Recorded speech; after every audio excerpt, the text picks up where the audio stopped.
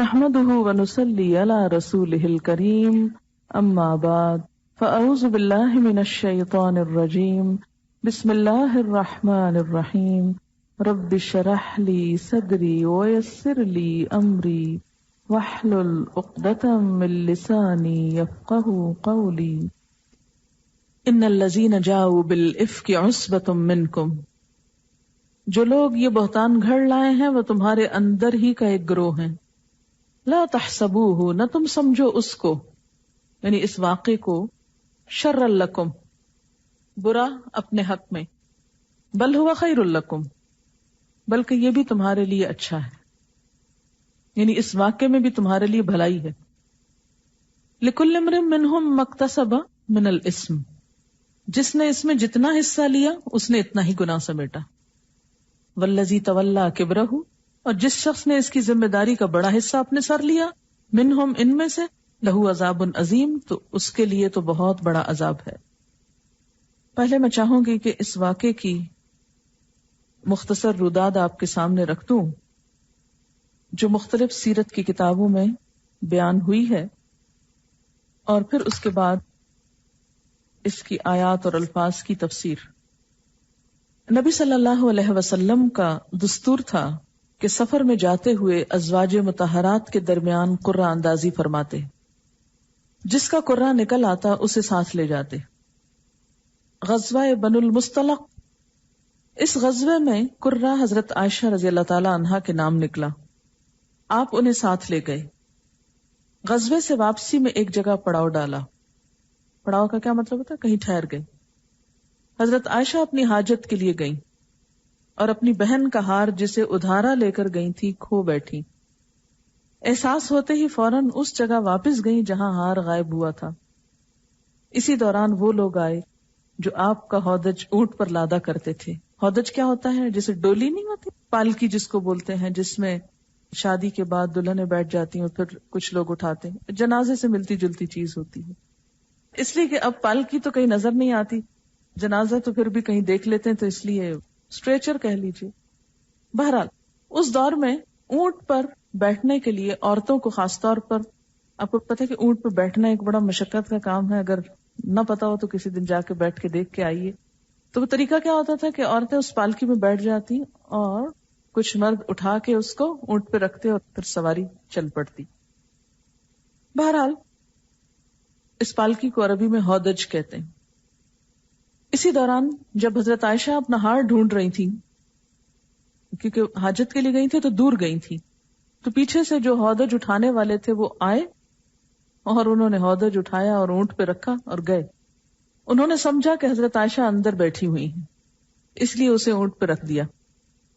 ہودج کے ہلکے پن پہ نہ چونکے، کیونکہ حضرت عائشہ ابھی نوعمر تھی، بدن بوجھل نہ تھا.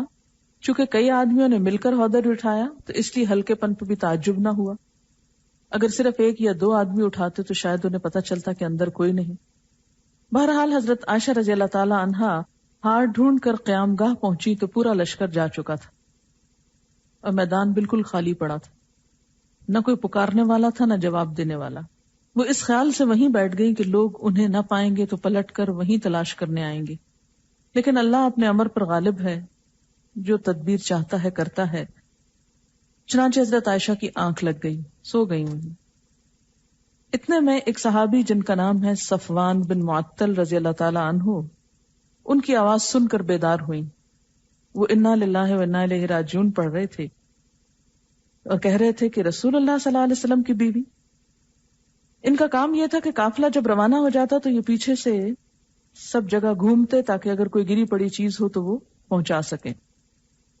انہوں نے جب حضرت عائشہ کو دیکھا تو پہچان لیا، کیونکہ وہ پردے کا حکم نازل ہونے سے پہلے انہیں دیکھ چکے تھے. پردے کا حکم کب نازل ہوا تھا؟ غزوہ احزاب کے بعد، سورۃ الاحزاب میں.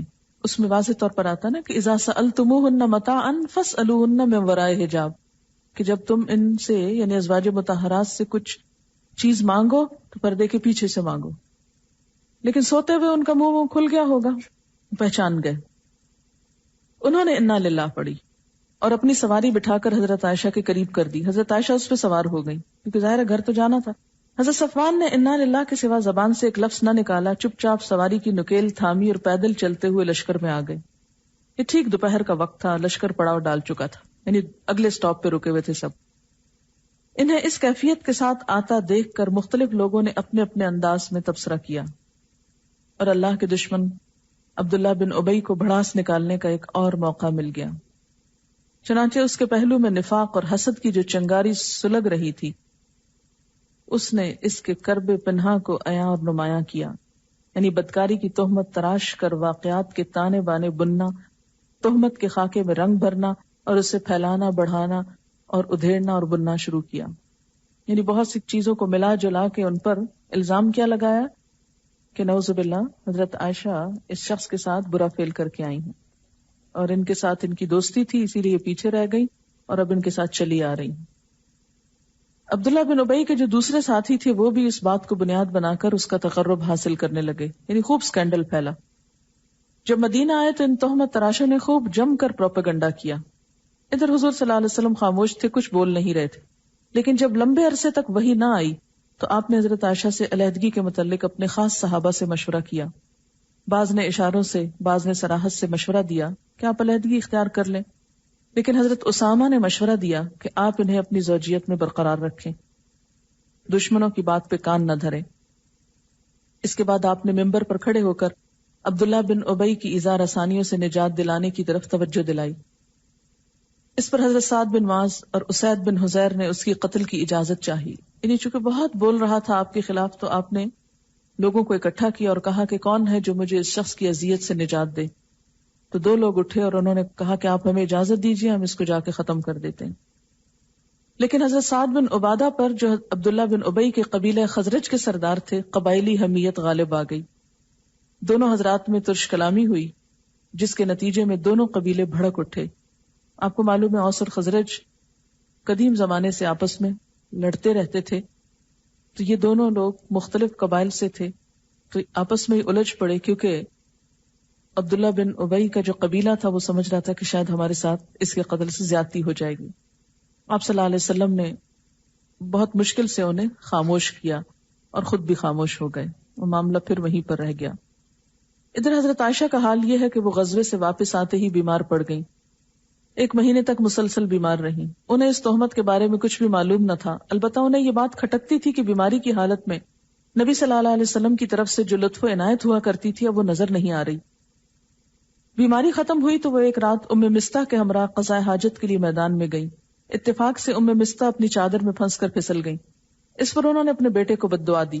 حضرت عائشہ نے انہیں اس حرکت پہ ٹوکا تو انہوں نے حضرت عائشہ کو یہ بتلانے کے لیے کہ میرا بیٹا بھی پروپیگنڈے کے جرم میں شریک ہے، تہمت کا واقعہ بتا دیا۔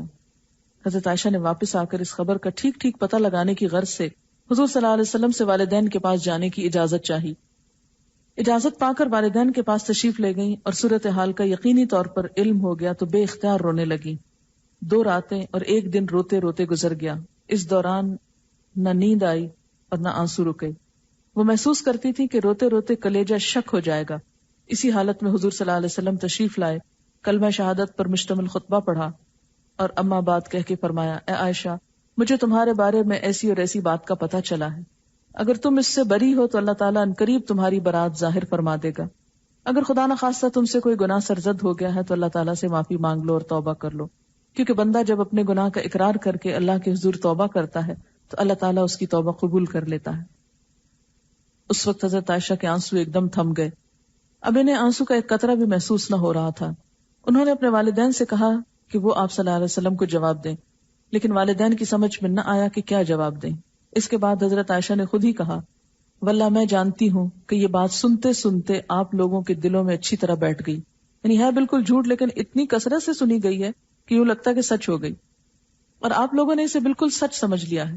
اس لیے اب اگر میں یہ کہوں کہ میں بری ہوں اور اللہ خوب جانتا ہے کہ میں بری ہوں تو آپ لوگ میری بات سچ نہ سمجھیں گے، اور اگر میں کسی بات کا اعتراف کر لوں حالانکہ اللہ خوب جانتا ہے کہ میں اس سے بری ہوں تو آپ لوگ صحیح مان لیں گے۔ ایسی صورت میں واللہ میرے لیے اور آپ لوگوں کے لیے وہی مثال ہے جسے حضرت یوسف کے والد نے کہا تھا، فصبر جمیل واللہ المستعان علی ما تصفون، صبر ہی بہتر ہے اور تم لوگ جو کچھ کہتے ہو اس پر اللہ کی مدد مطلوب ہے۔ اس کے بعد حضرت عائشہ دوسری طرف جا کر لیٹ گئیں اور اسی وقت حضور صلی اللہ علیہ وسلم پر وحی کا نزول شروع ہوا. پھر جب آپ سے نزول وحی کی شدت اور کیفیت ختم ہوئی تو آپ مسکرا رہے تھے. آپ نے پہلی بات جو فرمائی وہ یہ تھی کہ اے عائشہ اللہ نے تمہیں بری کر دیا. اس پر خوشی سے ان کی ماں بولی عائشہ حضور کی جانب اٹھو شکریہ ادا کرو. انہوں نے کہا اپنے دامن کی برات اور رسول اللہ صلی اللہ علیہ وسلم کی محبت پر اعتماد اور وثوق کے سبب قدر ناز کے انداز میں کہا واللہ میں تو ان کی طرف نہ اٹھوں گی، صرف اللہ کی حمد کروں گی. اس موقع پر واقع افک سے متعلق جو آیات نازل ہوئیں وہ سورۃ نور کی یہ 10 آیات ہیں جو ان الذین جاؤ بالافک سے شروع ہو رہی ہیں. اس کے بعد تہمت کے جرم میں مستح بن اساسہ، حسان بن ثابت اور حمنہ بنت جہش ان 3 لوگوں کو 80 کوڑے لگے. 2 مرد حضرات تھے اور 1 عورت. لیکن عبداللہ بن ابی اور اس کے ساتھیوں کو کوڑے نہ لگائے گئے، حالانکہ ابتدا وہیں سے ہوئی، اور انہوں نے اس معاملے میں سب سے اہم رول ادا کیا. اس سزا نہ دینے کی وجہ یا تو یہ تھی کہ جن لوگوں پر حدود قائم کر دی جاتی ہیں وہ ان کے لیے آخرت کے عذاب سے تخفیف اور کفارے کا ذریعہ بن جاتی ہیں، اور عبداللہ بن ابی کو اللہ تعالیٰ نے آخرت میں عذاب عظیم دینے کا اعلان فرما دیا تھا، یا پھر وہی مصلحت کار فرما تھی جس کی وجہ سے اسلام دشمنی کے باوجود اسے قتل نہ کیا گیا. اسی طرح 1 مہینے کے بعد مدینہ کی فضا شک و شبہ اور قلق اور اضطراب کے بادلوں سے صاف ہو گئی. پورے مہینے تک مدینہ میں ایک عجیب پریشانی کا سامان رہا. اس سے آپ یہ بھی اندازہ لگائیں کہ آپ صلی اللہ علیہ وسلم کو غیب کا علم نہ تھا. اگر علم ہوتا تو یہ پریشانی نہ ہوتی. اب پہلے ہی مرتبہ کہتے میں سب کچھ جانتا ہوں اور معاملہ ایسے نہیں ایسے ہے. عبداللہ بن ابی پوری طرح رسوا ہوا کہ دوبارہ سر نہ اٹھا سکا. ابن اسحاق کہتے ہیں کہ اس کے بعد جب وہ کوئی گڑبڑ کرتا تو خود اس کی قوم کے لوگ اسے عتاب کرتے، اس کی گرفت کرتے اور اسے سخت سست کہتے. اس کیفیت کو دیکھ کر رسول اللہ صلی اللہ علیہ وسلم نے حضرت عمر سے کہا اے عمر کیا خیال ہے؟ دیکھو واللہ اگر تم نے اس شخص کو اس دن قتل کر دیا ہوتا جس دن تم نے مجھ سے اس کے قتل کرنے کی بات کہی تھی تو اس کے بہت سے ہمدرد اٹھ کھڑے ہوتے، لیکن اگر آج انہی ہمدردوں کو اس کے قتل کا حکم دیا جائے تو وہ خود اسے قتل کر دیں گے. حضرت عمر نے کہا اللہ کی قسم میری سمجھ میں خوب آ گیا کہ حضور صلی اللہ علیہ وسلم کا معاملہ میرے معاملے سے بہت زیادہ بابرکت ہے. اس سے کیا پتہ چلتا ہے کہ بہت وقت دشمن کو چھوڑ دینا چاہیے، اور اگر انسان حق پر ہے اور سچائی پر ہے تو ایک وقت خود ہی آ جاتا ہے کہ اللہ تعالیٰ سب اسباب درست کر دیتا ہے، لیکن اس کے لیے صبر چاہیے ہوتا ہے. اس واقعے کو ذہن میں رکھ کے اب آپ آیات کو دیکھیے. ان الذین جاؤ بالافک، بے شک وہ لوگ جو لائے بہتان. افک جو ہے یہ جھوٹ اور بہتان سے زیادہ سخت لفظ ہے عربی میں. لفظی معنی ہوتا ہے بات کو الٹ دینا. قرآن پاک میں آپ نے پڑھا ہوگا فَأَنَّا تُؤْفَكُونَ، کہاں سے پھیر دیے جاتے ہیں، الٹا دیے جاتے ہیں. حقیقت کے خلاف کچھ سے کچھ بنا دینا قطعی جھوٹ اور افتراء کے معنی میں بولا جاتا ہے، سراسر الزام کے معنی. بے شک وہ لوگ جو لے آئے سراسر الزام. عصبتن ایک گروہ ہے، منکم تمہیں میں سے، تمہارے اندر کے لوگ ہی ہیں باہر کے نہیں. یہ اندر کے لوگ سے مراد کیا تھے؟ مستح بن اساسہ، حسان بن ثابت اور حمنہ بنت جہش. اسی طرح منافقین میں سے عبداللہ بن ابی، کیونکہ یہ لوگ بھی اسلام کا لبادہ اوڑے ہوئے تھے. زید بن رفاع. لا تحسبوہ، نہ تم سمجھو اس کو یعنی اس واقعے کو، شر لکم، برا اپنے لیے. آپ دیکھیں کہ اتنا تکلیف دہ واقعہ کہ پورا معاشرہ ایک لپیٹ میں آیا ہوا ہے، پریشانی میں ہے. بہت ڈیٹیلز آتی ہیں روایات میں اس کی جن کو چھوڑ دیا گیا ہے کہ آپ صلی اللہ علیہ وسلم پریشان ہے، صحابہ کرام پریشان ہیں، ہر شخص پریشان ہے کہ یہ کیا ہو گیا. لیکن اللہ تعالیٰ کیا فرماتے ہیں کہ اس کو اپنے لیے برا نہ سمجھو. کیا سبق ملتا ہے اس سے؟ کہ بسا اوقات حالات اگر شدید مخالف بھی ہوں، بڑی سے بڑی پریشانی بھی ہو، بڑی سے بڑی مشکل بھی ہو، تو انسان کو اس میں بھی مطمئن رہنا چاہیے کہ اس میں بھی اللہ کی طرف سے میرے لیے کوئی خیر کا پہلو ہے. اللہ تعالیٰ ضرور مجھے کچھ سکھانا چاہتا ہے، ضرور کچھ بتانا چاہتا ہے. نظر کس پر رہے؟ سبق سیکھنے پر، نہ کہ پریشان ہونے پر. ہم عموماً پریشان کن حالات میں سبق نہیں لیتے صرف پریشان ہوتے ہیں اور وقت ضائع کر دیتے ہیں. ایک شخص کا میں کال پڑھ رہی تھی کہ اس نے کہا کہ اپنے دشمنوں کے پروپیگنڈے اور مخالفت کو 1 منٹ بھی مت دو. ان کی باتوں کو اہمیت دینے کے لیے 1 منٹ بھی مت دو. اس کا واحد حل کیا ہے؟ صرف اگنور کرو. کیونکہ بہت سی باتیں جب ان کو اہمیت نہیں دی جاتی تو وہ خود بخود ہلکی ہو جاتی. بہرحال یہاں اس واقعے کو کیا کہا گیا کہ گھبراؤ نہیں. منافقین نے تو تم پہ بہت بڑا وار کیا ہے. کیونکہ آپ دیکھیے کہ ایک انسان کے لیے اس کی عزت ہی تو سب سے بڑی چیز ہوتی. اور اگر کوئی عزت پر ہی حملہ کر دے، عزت ہی کسی کی خاک میں مل جائے، رل جائے، برباد ہو جائے، تو باقی کیا بچتا ہے؟ تو منافقین جو حسد کی آگ میں جل رہے تھے مسلمانوں کی کامیابیوں سے اوپر تلے، وہ کسی ایسے نقصان کے انتظار میں تھے کہ جس کی تلافی نہ ہو سکے. مسلمانوں کو اس میدان میں شکست دیں کہ جن میں ان سے آگے کوئی جا نہیں سکتا تھا، یعنی اخلاق. فرمایا کوئی بات نہیں، بل ہوا خیر لکم، یہ تمہارے حق میں اچھا ہے. بالکل ایسے ہی لگتا ہے نا جیسے ایک ماں اپنے بچے کو کڑوی دوا پلاتی ہے اور بچہ اسے نگلنے کے بجائے اگلتا ہے، تو ماں کہتی ہے نہیں اسے مت اگلو، یہ پی جاؤ، یہ تمہارے حق میں اچھا ہے، یہ کڑوا شربت تمہاری صحت کے لیے ضروری ہے، اسے پی لو، اسے لے لو. تو ہو سکتا ہے بچے کی نظر میں ماں بہت ظالم ہو، لیکن مشکل یہ ہے کہ اس ظلم کے بغیر اگر اس کو ظلم کہا جائے تو صحت نہیں ہو سکتی. تو ایک بڑے فائدے کے لیے ایک چھوٹی قربانی، وقتی قربانی اچھی ہے. فرمائے لکل امرئ منہم، ہر ایک کے لیے ان میں سے کن میں سے؟ مکتسبہ، جو اس نے کمائی کی، من الاسم، گناہ میں سے. یعنی اس الزام تراشی میں جن نے حصہ لیا ان کو کیا ملے گا اس میں سے؟ جتنے لفظ اس نے بولے، جو کچھ جس نے جتنا کیا اتنا ہی حصے دار بنا اس میں سے. اچھا یہ تھے کون؟ مستح کون تھے؟ حضرت ابوبکر کے اپنے رشتہ دار، جن کے پورے گھرانے کی آپ کفالت کرتے تھے. اس احسان کا بدلہ کیا تھا؟ الزام تراشی. وہ ان کے دل پہ تیر چلاتا رہا، لیکن حضرت ابوبکر نے کوئی تعلق منقطع نہیں کیا اور نہ ہی مدد بند کی. پھر اسی طرح حسان بن ثابت مشہور شاعر اسلام ہیں، اور تیسری ہے حمنہ بنت جہش جو حضرت زینب بنت جہش کی بہن ہے، حضرت عائشہ کی سوکن کی بہن. سوکن خاموش ہیں، ایمان اور تقوی کا معیار دیکھیں، انہوں نے کچھ نہیں کہا.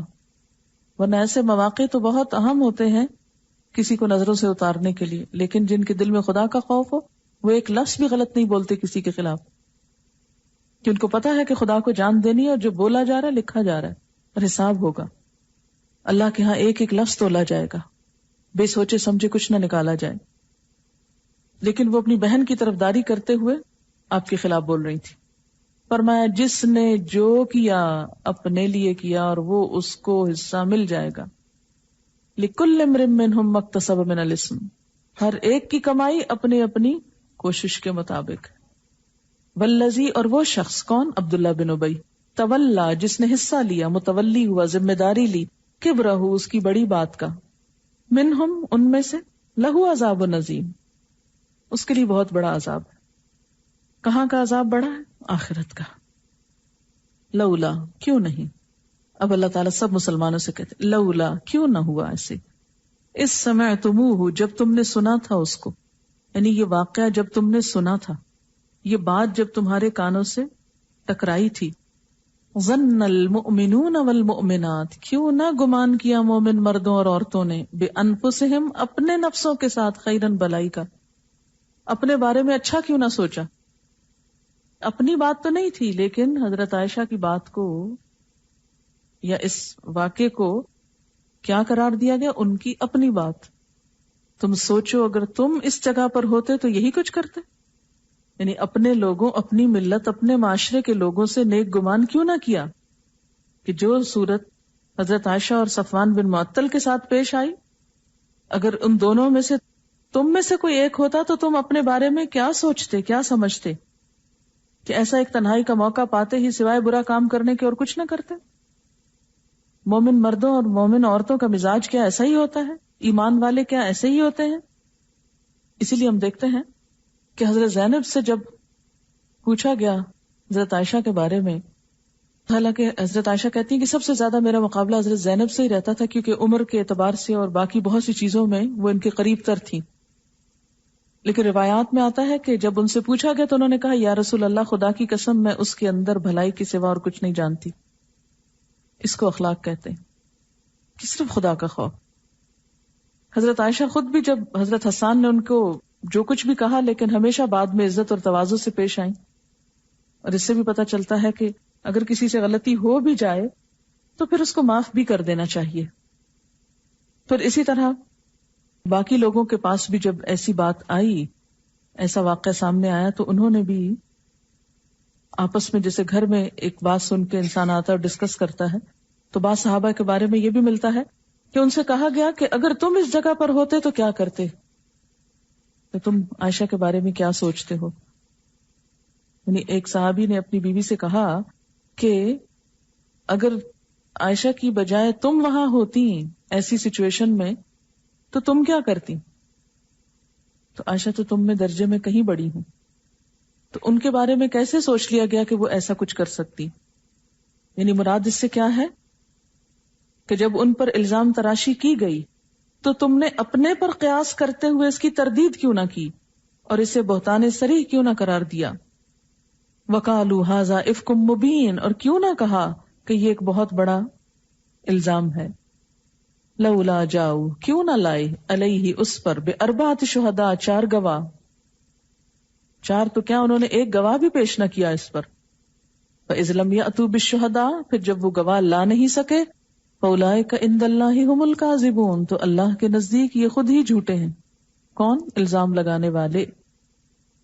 وَلَوْلَا فَضْلُ اللَّهِ، اور اگر نہ ہوتا اللہ کا فضل، علیکم تم پر، ورحمتہ اور اس کی رحمت، فی الدنیا والآخرہ دنیا اور آخرت میں، لمسکم البتہ چھو جاتا تم کو، فیما افضتم اس معاملے میں جس میں تم پڑ گئے تھے، فیہ اس میں عذاب عظیم بڑا عذاب. یعنی یہ اللہ کا فضل ہوا کہ اس نے تمہیں اس بڑے کرائسس سے احتیاط سے نکال لیا، ورنہ اگر وہ فضل نہ ہوتا تو جس معاملے میں تم پڑ گئے تھے اس کے نتیجے میں بہت بڑا عذاب تم پر آتا. استلقونہ، جب تم لے رہے تھے اس کو، بِأَلْسِنَتِكُمْ اپنی زبانوں سے، یعنی سنی سنائی پہ آگے بات کر رہے تھے. وَتَقُولُونَ بِأَفْوَاهِكُمْ، تلقونہ کا مطلب کیا؟ جلدی سے لے اڑنا. تھوڑی سی بات سنی فوراً آگے بیان کر دی. وَتَقُولُونَ بِأَفْوَاهِكُمْ، اور تم کہہ رہے تھے اپنی زبانوں سے، مَا لَيْسَ لَكُمْ بِهِ علم، جس کا تم کو علم نہ تھا. اس سے کیا پتا چلتا ہے کہ سکینڈلز کے معاملے میں خاص طور پر کسی سنی سنائی بات پہ نہ یقین کرنا چاہیے اور نہ آگے بیان کرنا چاہیے.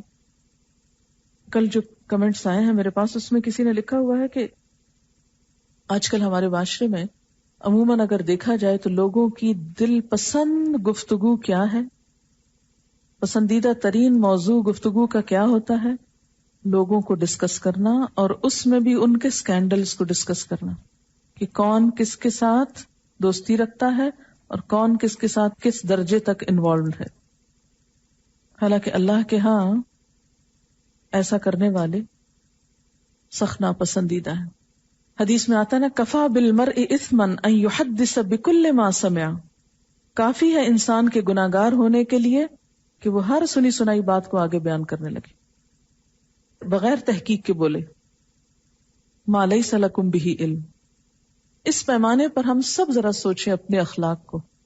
جب کبھی ہم کسی کے بارے میں کوئی بات سنتے ہیں، کسی کی ذات کے بارے میں جو ناپسندیدہ بات ہے، تو ہمارا دین، ایمان، اخلاق کہاں ہوتا ہے؟ ہم اس پر غور کیوں نہیں کرتے؟ ہمارے پاس کیا جواز ہوتا ہے کہ ہم اسے آگے بیان کریں؟ یہ بہت قابل غور بات ہے، اس لیے کہ معاشرے میں جتنے فساد، لڑائیاں، جھگڑے، باتیں ہیں، ان کی بنیاد یہی ہے کہ عموماً لوگ اس غلطی کا شکار ہوتے ہیں، ادھر سے سنا ادھر بیان کر دیا، ادھر سے سنا ادھر بیان کر دیا. گفتگویں عام طور پر ہوتی کیا ہیں؟ صرف لوگوں کو ڈسکس کرنا. تو جو چیز دیکھی نہیں خود اور جس چیز کا یقین نہیں اسے آگے کیسے بیان کر دی؟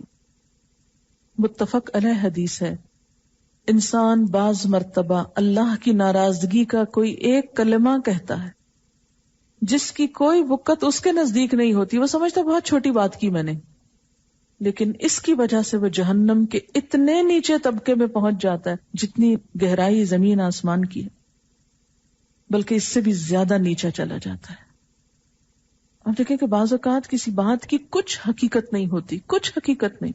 ایک شخص کو شک پڑا اور اس نے اس کو آگے بیان کیا یقین کے انداز میں، دوسروں نے اس کو بالکل سچی یقینی بات کے طور پر لیا اور آگے بیان کر دیا، اور پھر وہ ایک بات ایسی بن گئی کہ جھوٹ سچ ہو گیا، اور کتنے ہی لوگ اس میں ملوث ہوتے چلے گئے.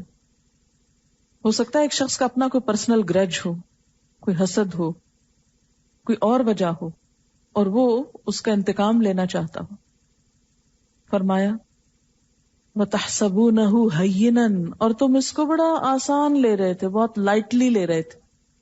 ایسی باتوں کو بہت لائٹلی لیا جاتا ہے نا، اور اگر کوئی منع کرے تو کہے لو کیا ہوا، ہم تو جسٹ فار انجوائمنٹ ایسی بات کر رہے تھے، بہت معمولی آسان چیز سمجھ رہے تھے. وَهُوَ عِندَ اللَّهِ عَظِيمٌ، حالانکہ وہ اللہ کے نزدیک بہت بڑی بات تھی. اس لیے وہ شعر آپ نے سنا ہوگا نا، ظفر آدمی اس کو نہ جانیے گا، وہ کیسا ہی چاہے فہم و ذکا. جسے عیش میں یاد خدا نہ رہی، جسے تیش میں خوف خدا نہ رہا. کہ جو خوشی کے وقت بھی خدا کو بھول جائے اور غصے میں بھی خدا کو بھول جائے اور ناروا باتیں زبان سے نکالتا چلا جائے. وَلَوْلَا إِذْ سَمِعْتُمُوهُ، کیوں نہ ایسے ہوا کہ جب تم نے سنا اس کو، قل تم کہا تم نے، ما یکون لنا ان نتکلم بہذا، ہم کو تو ایسی باتیں کرنی ہی نہیں چاہیے. کتنا سمپل الفاظ میں بیان کر دیا کہ جب تم نے یہ فضول قصہ سنا تھا تو تم نے کیوں نہ کہا کہ ایسی باتیں ہم کو زیب نہیں دیتی، ایمان والوں کو تو ایسی گفتگو کرنی ہی نہیں چاہیے. سبحانک، پاک ہے تو، ھذا بہتان عظیم، یہ تو بہت بڑا بہتان ہے. دیکھیے کہ کس کی صفائی بیان ہو رہی، ایک عورت کی، ایک خاتون کی، کہ اس پر لگنے والے الزام کو اللہ تعالیٰ کیا فرما رہے ہیں، کیوں نہ تم نے کہا کہ ھذا بہتان عظیم، یہ بہت بڑا بہتان. سنتے ہی کہہ دیتے. یعظکم اللہ، اللہ تم کو نصیحت کرتا ہے، کیا، ان تعودوا، کہ پھر نہ لوٹنا، لمثلہ، اس جیسی بات کی طرف، ابدا، کبھی بھی، آئندہ ایسی غلطی نہ کرنا، ان کنتم مؤمنین، اگر تم مومن ہو، اگر تمہارے اندر ایمان ہے تو پھر ایسا کبھی نہ کرنا. وَيُبَيِّنُ اللَّهُ لَكُمُ الْآيَاتِ، اور بیان کرتا ہے اللہ تمہارے لیے آیات. وَاللَّهُ عَلِيمٌ حَكِيمٌ، اور اللہ علم والا ہے، حکمت والا ہے. ان الذین یحبون، بے شک وہ لوگ جو پسند کرتے ہیں، ان تشیع الفاحشہ، کہ پھیلے بے حیائی، ایسے اسکینڈلز خوب پھیلیں، جو ان کی نشر و اشاعت چاہتے ہیں، جھوٹی باتیں پھیلاتے ہیں. فی الذین آمنوا، ایمان والوں میں، لہم عذاب علیم، ان کے لیے دردناک عذاب ہے. ایسی باتیں پھیلانے والوں کا انجام کیا ہے، ایسی باتیں ڈسکس کرنے والوں کا نتیجہ کیا ہے، عذاب علیم. کہاں، فی الدنیا والآخرہ، دنیا میں بھی اور آخرت میں بھی. جو کسی کو ان لفظوں میں یاد کرے، ڈسکس کرے، اس کی دنیا میں بھی سزا ہے. ایسے لوگ دنیا میں بھی رسوائی سے نہیں بچ سکتے، دنیا میں بھی ان کی پکڑ ہوگی، والآخرہ، اور آخرت میں، کیونکہ وہ دوسروں کی عزت نوچنے والے ہیں. واللہ یعلم وانتم لا تعلمون، اور اللہ جانتا ہے اور تم نہیں جانتے. حقیقت تو صرف اللہ کو پتا ہے، تم کو نہیں معلوم، اور تمہیں نہیں پتا کہ ایک ایک ایسی بات اور حرکت، اس کے اثرات معاشرے میں کہاں کہاں تک پہنچتے ہیں، کتنے لوگ اس سے متاثر ہوتے ہیں، کتنے گھرانے بعض اوقات اس سے ٹوٹتے ہیں. یہ چھوٹی چھوٹی باتیں بہت بڑا ایندھن بن جاتی ہیں. ولولا فضل اللہ علیکم ورحمتہ، اور اگر اللہ کا فضل اور اس کی رحمت نہ ہوتی تم پر تو کیا ہوتا، تم بہت بڑے فتنے میں پڑ جاتے. وَأَنَّ اللَّهَ رَءُوفٌ رَحِيمٌ، اور بے شک اللہ تعالی شفقت کرنے والا مہربان ہے کہ اس نے تم کو اس مصیبت سے نکال لیا. بعض اوقات ہوتا ہے نا کہ کسی کو کوئی واقعہ آپ کو پتا چلے تو لوگ لغو چیز میں پڑ جاتے ہیں, یہ نہیں دیکھتے کہ اب کرنا کہ اب یہ دیکھتے ہیں اچھا کیسے ہوا, اسکینڈلز میں مزے لینے لگتے ہیں. اور اس چیز سے روکا گیا ہے. کیوں کہا گیا واقعہ افک میں کہ لِكُلِّ امْرِئٍ مِّنْهُمْ مَا اكْتَسَبَ مِنَ الْإِثْمِ, ہر شخص نے اس واقعے سے گناہ کا ایک حصہ پا لیا. جس نے جتنی زبان کھولی, جو شک کیا, جو گمان کیا, جو بولے, جو لوگوں تک بات پہنچائی, ایک بولے جتنوں تک پہنچی وہ سب اس کے حصے کھاتے میں پڑ گئے. کبھی کسی کی کوئی ایسی بات پتا چلے تو بس اس کو مرو کراما, ہماری غرض نہیں اس سے, ہم اگر اس کی مدد کچھ کر سکے تو کر دیں, نہیں بھول جائیں اس بات کو. کیوں اللہ تعالیٰ نے فرمایا ان الذین یحبون ان تشیع الفاحشۃ فی الذین آمنوا, یہ تشیع الفاحش ہمیں آتا ہے. تشیع الفاحشہ فاحشہ کی اشاعت, فحاشی کی اشاعت, فحاشی کو پھیلانا. اس میں کیا کیا چیزیں آتی ہیں بتائیں گے آپ؟ کیونکہ ان لوگوں کے لیے دردناک عذاب ہے جو فحاشی پھیلائیں. اس حکم کو پتہ ہونا چاہیے ہم سب کو. ایسا نہ ہو کہ ہم لا علمی میں, بے دھیانی میں ہم وہ کام کر رہے ہوں جو اللہ تعالیٰ کو سخت ناپسند ہے اور قیامت کے دن پکڑ ہو جائے. کیونکہ بڑا اہم حصہ ہے ہمارے معاشرے کا, اور عام طور پر لوگ اور بڑے دیندار لوگوں کو میں نے دیکھا ہے بعض اوقات. ان الذین یحبون ان تشیع الفاحشۃ فی الذین آمنوا لہم عذاب علیم فی الدنیا والآخرہ واللہ یعلم وانتم لا تعلمون ولولا فضل اللہ علیکم ورحمتہ وان اللہ رؤوف الرحیم. ترجمہ ہے, بے شک جو لوگ یہ چاہتے ہیں کہ مسلمانوں میں بے حیائی کا چرچا ہو, اشاعت ہو, پھیلے, ان کے لیے دنیا اور آخرت میں دردناک سزا ہے, اور اللہ جانتا ہے اور تم نہیں جانتے. اور اگر تم پر اللہ کا فضل اور اس کی رحمت نہ ہوتی, اور یہ کہ اللہ نرمی کرنے والا اور رحمت کرنے والا ہے, تو تم بہت بھیانک نتائج کو پہنچتے. تو فاحشہ سے مراد سب سے پہلے واقعہ افک کے ریفرنس سے بتائیے, کیونکہ کسی بھی لفظ کو ڈٹرمن کرنے کے لیے جس کانٹیکسٹ میں آیا ہے وہاں دیکھیے کیا مراد ہے. یہاں واقعہ افک میں کس چیز کو فاحشہ کہا گیا؟ حضرت عائشہ رضی اللہ تعالی عنہا پر جو الزام لگایا تھا, اس سے مراد افک ہے. یعنی کئی معنی ہوتے ہیں فاحشہ کے, لیکن میں ترتیب سے چلوں گی, پہلے اوریجنل معنی میں پھر آگے آگے. تو نمبر 1 اس سے مراد کیا ہے؟ افک, جس کو پیچھے کہا گیا نا کہ ان الذین جاؤوا بالافک, وہی یہ افک جو ہے فاحشہ ہے. اور افک سے مراد کیا ہے؟ کسی کے خلاف بے بنیاد الزام وضع کرنا, کسی کے خلاف بے بنیاد الزام تراشنا. کیسے؟ جیسے حضرت عائشہ رضی اللہ تعالی عنہا کے خلاف تراشا گیا تھا کہ وہ صفوان بن معطل کے ساتھ انوالو ہوئی تھی. کس نے دیکھا تھا؟ کیا 4 گواہ تھے؟ نہیں, کچھ بھی نہیں تھا. صرف ایک گمان کی بنیاد پہ ایک سکینڈل گھڑ لیا گیا اور اس کو لوگوں کے اندر پھیلایا گیا. تو پہلی چیز کیا ہے؟ جھوٹے باتیں, اپنے گمان سے گھڑی ہوئی باتیں, جس کو عام طور پر سکینڈل بھی آپ کہہ سکتے ہیں. کسی کا بھی سکینڈل گھڑ لینا کسی شک شبے کی بنیاد پر, اور گھڑ کر اسے لوگوں میں پھیلانا. تشیع پھر کیا ہوتا ہے؟ پھیلانا بھی اس کو. یعنی پہلے تو مثلا اگر کسی کے دل میں کوئی برا خیال آ گیا ہے نا, تو یہ تشیع نہیں ہے, یا اس کے دل نے کہانی گھڑ لی, یہ تشیع نہیں ہے, یہ ابھی تک افک ہے, یہ جھوٹ گھڑا اس نے. اب گھاڑ کے اب آ گئی, جیسے انہوں نے کہا کہ گوسپ شروع ہو گئی, بیٹھ کے خسر پسر ہو رہی ہے, آنکھوں سے اشارے ہو رہے ہیں, اگر کوئی ایسا شخص کہیں سے گزرے غیبت ہو رہی ہے. اس بات کو آگے پہنچانا, یعنی بہتان لگا کر دوسروں میں عام کرنا, اور بعض اوقات اس شخص کو کچھ نہ بتانا جس کی بات ہو. اب دیکھیے کہ ہمارے معاشرے میں یہ چیز کتنی عام ہے. لوگوں کی پسندیدہ ترین ٹاک کیا ہوتی ہے؟ لوگوں کی باتوں میں پسندیدہ موضوعات کیا ہیں؟ آپ کی فلموں اور ڈراموں کے موضوعات کیا ہیں؟ سہیلیاں بیٹھ کر کیا باتیں کرتی ہیں؟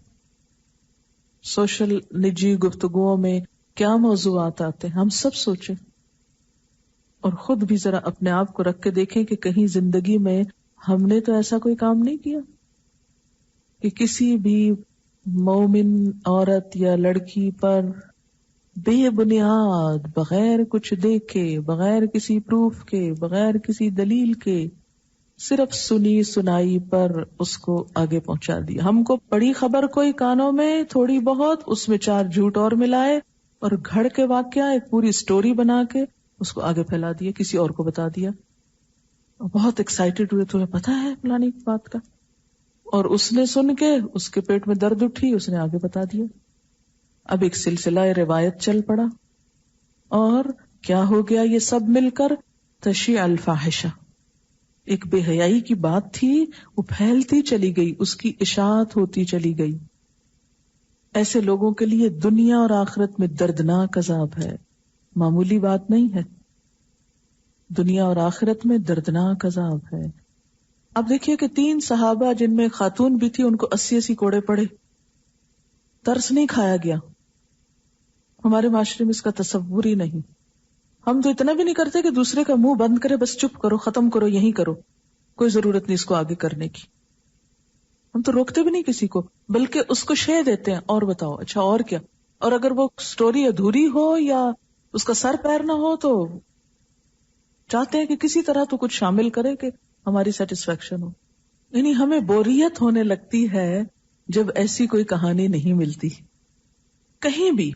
چلیے ایک تو ہوتا نا آخری حد زنا کی کوئی بات، اگر کوئی کسی کے اوپر وہ الزام نہیں لگا رہا تو آپ کے خیال میں کسی بھی لڑکی لڑکے کا غیر شرعی تعلق اس کو بھی ڈسکس کرنا چاہیے؟ اس کو بھی نہیں کرنا چاہیے. یہ بھی تشیع الفاحشہ میں آتا ہے. ان باتوں کو بھی نہیں بولنا چاہیے، چاہے آپ کو پتا ہو، چاہے آپ نے اپنی آنکھ سے کچھ دیکھا ہو، نہیں بولنا چاہیے. کیوں؟ اس لیے کہ یہ باتیں جب بہت عام ہوتی ہیں تو برائی کرنے والوں کی جھجک ختم ہو جاتی ہے، اور یہ برائی نظر نہیں آتی، خوشنما بن جاتی ہے، اور دوسروں کے لیے راہیں کھل جاتی. یہ کہتی ہیں کہ ایک بیوہ خاتون کو یہ جانتی ہیں کہ بچے ہیں ان کے، شوہر نہیں ہے، ظاہر عورت کو کام کرنا پڑتا ہے، اپنی ضروریات کے لیے گھر سے نکلنا پڑتا ہے، اور ہمسائے اور آس پاس کے لوگ صرف یہ دیکھتے رہتے ہیں اچھا کہاں گئی، کس وقت نکلی، کس وقت آئی، کون آیا کون گیا. کس قدر اذیت کی بات ہے کہ ایک عورت خود اپنی ذمہ داریوں میں گھری ہوئی ہے، اور اگر اپنے کام سے بھی نکلتی ہے تو بجائے اس کے کہ آپ اس کو سپورٹ کریں، اس کو ہر وقت شک کی نظر سے دیکھا جاتا ہے. اور پھر چلو آپ کے دل میں کوئی شک گزرا سو گیا، وہ آگے اس کو بیان کرنا. یہ کہتی ہیں کہ اگر آپ نے کسی لڑکی کو دیکھا کہ وہ کسی لڑکے کے ساتھ گھوم رہی ہے اور آپ کو خیال آیا کہ آپ اس کے پیرنٹس کو بتا دیں کہ وہ اس کو سنبھال لیں یا سمجھا لیں، تو یہ تو ایک طرح سے خیرخواہی بھی ہوگی، لیکن پیرنٹس تک جانے سے بھی پہلے میں یہ سجیسٹ کروں گی کہ خود ڈائریکٹ اس لڑکی کو سمجھائیں، کیونکہ پیرنٹس کے لیے یہ بات انتہائی تکلیف دہ ہوتی ہے. اللہ ماشاء اللہ جو ہمارے معاشرے میں ایک نیا ٹرینڈ اب آ رہا ہے کہ ماؤں نے خود چھٹی دے دی کہ جاؤ جو چاہو کرو، ہم یہ ذمہ داریاں کہاں سے ادا کریں کہ تمہارے لیے رشتے تلاش کریں، خود ہی تلاش کر لو. کیونکہ مغرب سے ہم بہت متاثر ہو گئے اور ان کی اچھی باتوں کو لینے کی بجائے یہ باتیں ہم کو زیادہ پسند آتی ہیں. تو ایسی صورت میں میرے خیال میں زیادہ وائز اور زیادہ بہتر بات یہ ہوگی کہ براہ راست اس بچی سے بات کریں اور اس کو ہر طرح سے سمجھانے کی کوشش کریں اور اس کی مدد کریں اس معاملے. بعض اوقات لڑکیاں صرف بلیک میل ہو رہی ہوتی ہیں، ایکسپلائٹ ہو رہی ہوتی ہیں. اگر وہ اس لڑکے کی بات نہیں مانیں گے تو کیا کریں گے؟ ویسا ہوتا کیا ابتدا میں جیسے فون پہ بات ہوئی یا کوئی خط لکھا گیا یا کوئی اس طرح کی چیز شروع ہوئی، پھر وہ لڑکا کہتا آؤ مجھ سے ملو، اب وہ نکل گئی اس کو ملنے کے لیے، اب کسی نے دیکھ لیا، اب وہ کہتا کہ اگر تم نہیں آؤ گی تو میں تمہارے یہ خط، تمہاری تصویریں، تمہاری فلانی چیز فلاں کو بھیج دوں گا، یہ کروں گا.